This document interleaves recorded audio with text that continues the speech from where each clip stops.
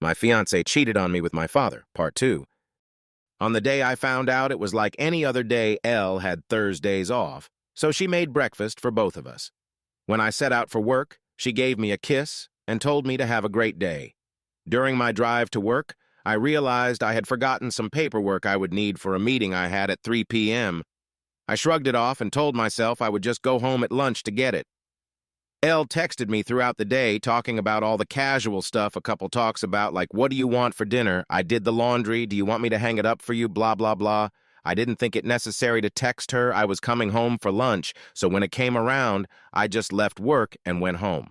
When I got home, I noticed a car that looked like my father's in our parking lot, but I didn't think anything of it and just parked and went into our building.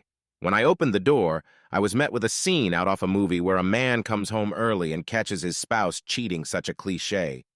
There was a trail of clothes, both his and hers, leading to my bedroom, and the sound of faint moans echoed through my apartment. I stood at the door in utter shock. My brain was a mix of rage, sadness, and disgust, but if you were a fly on my wall, you would see what looked like a statue. I just couldn't move. When I finally snapped to, not knowing how much time had passed, I took out my phone to record.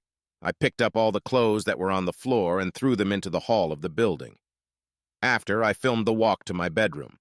The door was open. I stood in the doorway filming for about a minute, then flipped on the lights. They both jumped at the sudden light and looked at me, and to my utter shock, it was my father in the bed with her. After the initial stun, my father noticed I was recording and started to panic, trying to find anything to cover himself and telling me to stop recording. He found a towel and wrapped it around himself and started to walk toward me. I told him, if you don't want to get hurt, stop coming to me. He either didn't care or didn't hear me and reached for my phone. I hit him square on the jaw. His head bounced off the door and slumped to the ground. Like for part 3.